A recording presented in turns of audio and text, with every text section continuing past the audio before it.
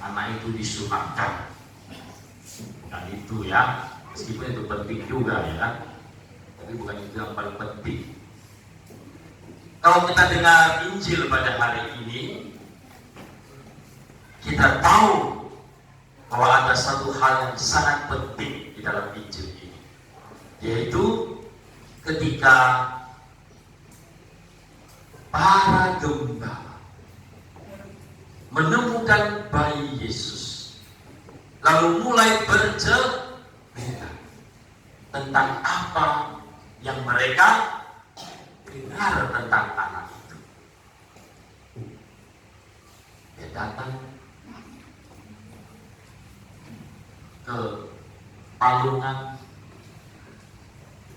Ini palungan kok seperti gerobak ya, karena ada bisa diangkat di sini, dan dia mulai bercerita, ya kan, tentang bayi itu. Mulai bercerita tentang bayi itu. Wah, kami melihat bintang. Kami ikut bintang itu, dan kami menemukan Yesus di sana.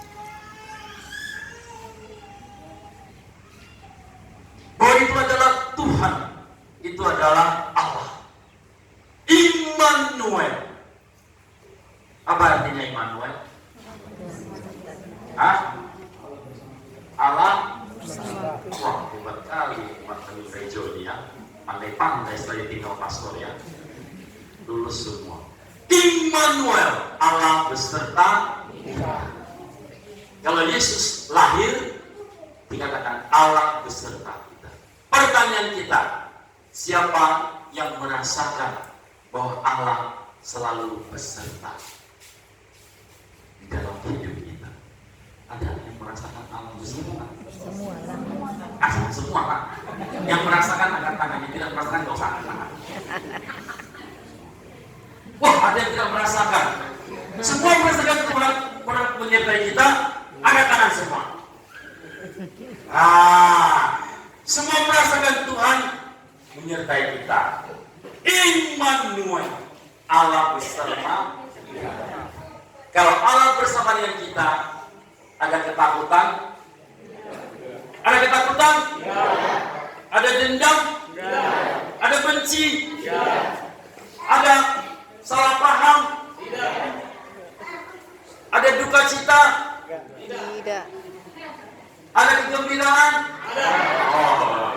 Mau dijebak nggak bisa rupanya ya. Ini nggak ada yang tidur berarti ini, luar biasa. Saudara terkasih, Maria mendengar itu dan dia menyimpannya di dalam. Betapa banyak dari kita menemukan Tuhan dan menyimpannya di dalam simpan. Setelah simpan, orang harus merenungkan. Kalau merenungkan berarti orang menghayati, menjadikannya sebagai bagian dari hidup kita. Itulah orang merenungkan. Dengan Yesus lahir, dengan Tuhan datang, Dia memberi berkat kepada hidup kita. Menyimpannya, merenungkannya, artinya menjadikan dia sebagai pusat. Kalau itu yang terjadi, maka orang bisa merasakan kehadiran Tuhan. Itu Pance itu. Kenal Pance? Siapa dia? Siapa dia? Seorang penyanyi dan pengarang. Dia menciptakan sebuah lagu yang sangat indah tentang Bunda Maria. Engkau yang dipilih Allah Bapa di surga untuk melahirkan putranya yang kudus. Engkaulah Bunda Kristus, Bunda Sang Penebus segala dosa manusia. Bunda Maria, perawan yang tiada bernoda, bersinar putih tiada bercela. Engkau Bunda Almasih yang diangkat ke surga penuh kemuliaan. Ave Maria, Ave Maria,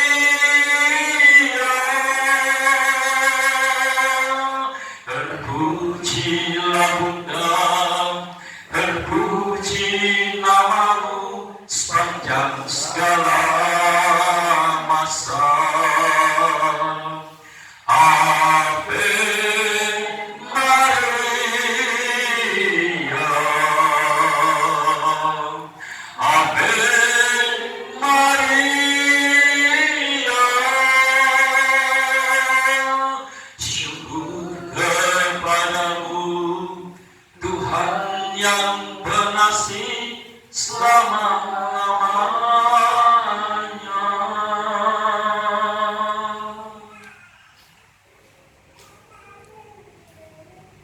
Itulah Bunda Maria, Bunda yang dipilih oleh Tuhan untuk melahirkan Sang Juru Selamat. Saudara terkasih, hari ini kita merayakan Maria Bunda Allah.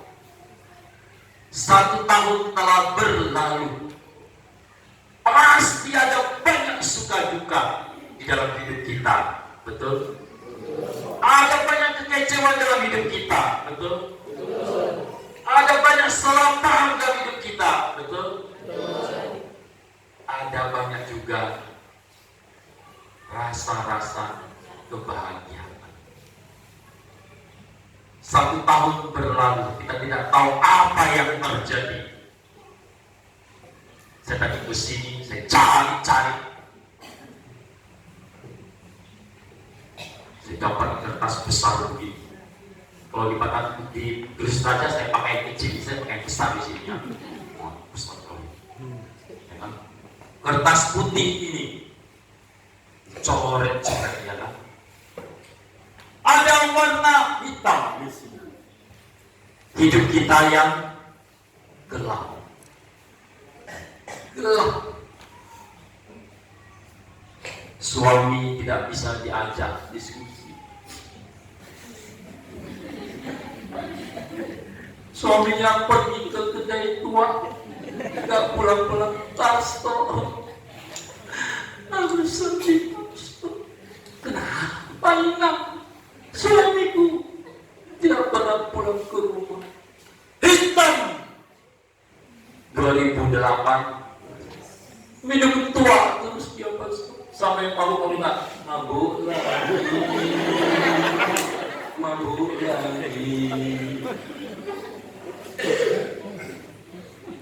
Tidak mau dia ke sawah, sawahnya membentang, dia tidak mudah.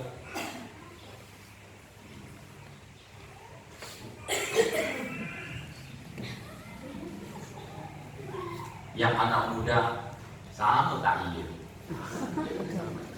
Pastor, 2018 aku sedih kenapa? Pacarku direbut orang. Yang rebut tetangga lagi. Teman baikku, aku udah percaya sama dia. Rupanya dia ambil pacarku. Dia tusuk aku dari belakang. Tusuk lagi. Sedih dari hatiku, pastor. Hitam goresan kita. Tapi saudara-saudara, ada hitam di sini, ada juga ungu. Dan ungu tidak seperti hitam. Pastor, meskipun suamiku minum tua, dia masih ingat kalau aku istrinya. Betul hilang ya? Pulang masa, siapa engkau? Kan repot ya kan? Terus suaminya masuk, siapa engkau? Masuk, oh kau istriku, masih lumayan ya kan? Berarti masih ada ungu sedikit-sedikit, masih kelihatan, masih kenal bahwa itu adalah istrinya. Coba bayangkan istri orang lain diambil, repot ya kan? Berarti masih ada sedikit ungu. bahwa di dalam hitam itu ada ungu. Selain ungu, ada juga yang agak sedikit kuning-kuning. Nggak kelihatan sama-sama. Apa? Kelihatan? Kelihatan kan? Yang nggak kelihatan berarti sudah tua. Ya, yang nggak kelihatan sudah tua. Apa? Kuning? Oh, berarti masih muda semua. Kalau makin kuning makin cerah. Bahwa di dalam gelap itu masih ada harapan. 2019 harus ada harapan. Di Kristus Raja saya bilang, kau umat harus ingat dengan kah. Selesai misa semua datang, pastor terima kasih pastor. Aku mau kamnya itu, aku mau kamnya. Oh baik saja. Ada satu orang dari Kanada, biasa dia bisa bahasa Inggris, bahasa Inggrisnya tidak bagus. Saya pernah bilang, Father, today I understand everything what did you say. Pastor tanya gitu kira-kira. Pastor pernah apapun saya dengar, dia bilang, kenapa Bu? Biasa saya tidak mengerti, hari ini saya mengerti semuanya. Where do you come from? Kanada. Dari Kanada dia bilang. Bisa saya pakai bahasa Inggris. Hari ini saya dengar semua banyak dan semua masuk ke otak saya. Thank you very much. Coba bilang thank you very much. 1, 2, 3. Ekornya gitu. Thank you very much. Itu berkat ya. Itu berkat. Thank you very much. Kenapa berkatnya? Tenang. Itu air muda saya. Ya. Jadi kita senang semua dapat berkat. Apakah itu saudara? Apakah bisa itu? payah. Oh Bu, apakah itu Bu? Bagaimana? Kristus. Kristuskah itu saudara-saudara? Adakah dalam hidup kita? Ada. Ada Kristus dalam hidup kita. Orang sering bilang, pastor, ganti tahun, ganti banyak masalah. Tahun ini berat sekali rasanya. Tadi mati. Tidak ada air, pastor. Tadinya tumbang semua. Malam-malam tidur, pas hujan lebat, aduh bingung langsung habisan. Lagi-lagi sampai ke sawah. Masya Allah, tadinya saya tumbang semua. Aduh, lain-lain religius. Salah ya. Haleluya katanya kan, jatuh semua tadinya. Lalu ambil kayu, mulai taruh, diikat semua, ikat semua. Aduh, lega, kembali ke rumah tidur. Datang taufan badai, husana gua ada di sabung. Lalu lagi, tumbang lagi semua. Ambil pohon pisang, ikat supaya tegak ya. Jadi umat dari Kristusnya tidak tahu pastor ngomong gini apa. Kalau padi tumbang harus diikat, Bu. Kalau enggak mati semua, habis terendam. Ya, karena mereka biasanya jual kue. Gitu. Tadi ini mereka semua inang, tidak boleh inang-inang, harus inang. Inang ini pergi ikat kembali supaya tegak, ya kan? Betul? Betul. Mau lihat ya? Supaya tegak dan dia bisa kembali. Saudara terkasih, itulah kesulitan kita. Kita mengalami banyak persoalan di 2018. Orang bilang makin susah hidupnya. Betul nggak makin susah? Betul. Kurang percaya pada Tuhan Allah. Harus percaya pada Tuhan Allah, ya kan? Orang bilang 2019 beban berat hidupnya berat. Anak susah diatur, betul? Ibu susah diatur, betul? Tidak. Suami susah diatur, betul? Nampaknya yang berkuasa adalah wanita-wanita di sini. Tidak, kata laki-laki tidak. Ada yang melawan sekarang. Tidak, pastor. Suami susah diatur, istri susah diatur. Tapi kalau ada Kristus, semuanya menjadi baik. Amin. Maka saudara-saudari terkasih, hari ini kita harus memulai hidup kita Ya kan? Masih ingat 2-3 tahun yang lalu pastor khotbah di sini? Masih ingat? Masih ingat? Apa? Pastor bawa kertas putih kan? Betul kan? Nah, saya mau minta kertasnya sekarang. Gimana kertasnya? Sudah diisi belum? Nah, ini orang Kristen saja baru dapat hari ini. Tahun depan saya minta. Ini kertas sudah pernah saya minta kertasnya supaya diisi. Mana kertasnya? Udah hilang. Bagaimana? Pastor sudah bilang bahwa hidup kita itu harus diisi. Kertas putih ini harus diisi. Dan menjadi apa kertas itu? Kita yang mengisinya. Kita yang mengisinya. Kalau kita mengisinya penuh dengan berkat, maka jadilah dia kertas yang penuh dengan berkat. Kalau kita mengisinya dengan dendam, maka jadilah dia kertas yang penuh dengan dendam. Kalau kita isi kertas ini dengan hitam semua, jadilah dia kertas yang hitam. Maka pesan pastor 1, hari pertama di tahun baru 2019, pulang ke rumah, sapa suami, sapa istri, sapa orang tua, sapa anak, cium pipinya. Kalau dia tidak mau dicium pipinya, cium bibirnya. Kalau bibirnya nggak mau dikasih, cium kakinya. Berani? Istri berani cium pipi suaminya pulang ke rumah? Coba yang perempuan yang jawab, laki-laki dia dulu. Ina, berani cium pipi suaminya pulang ke rumah?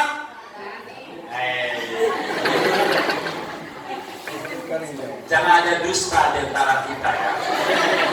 Suami berani cium pipi istrinya? Berani. Hanya satu yang berani. Anak muda jangan cium pacar orang ya. Bahaya. Belum punya pacar jangan cium-ciuman. Kau cium dinding saja. Gak usah cium istri orang. Ya, ingat nggak? Hati-hati ya, itu banyak laki-laki. Jangan sembarangan cium ya. Udah cium sapi kalau boleh. Tapi jangan cium pacar orang. Kita harus berani memulai hidup kita dalam berkat, dalam kasih, dalam Kristus. Kita bersyukur kepada Tuhan, berterima kasih kepada Tuhan. Maka ini saya sudah lama tidak khotbah di sini. Ya makanya saya panjang sedikit. Cuma saya jangan lama-lama nanti habis suara saya kan. Simpan-simpan dikit lah ya kan. Saya mau tutup ini dengan ini. Kita harus selalu berterima kasih kepada Tuhan. Mengucap syukur kepada Tuhan atas apa yang kita terima, atas 1 tahun yang telah berlalu. Kita harus yakin bahwa syukur kita, kasih kita yang kita berikan kepada Tuhan, Tuhan akan berikan kepada kita untuk 1 tahun yang akan datang. Semoga kita senantiasa berterima kasih, bersyukur atas yang kita terima. Yang sudah tidak punya suami, tak usah cari.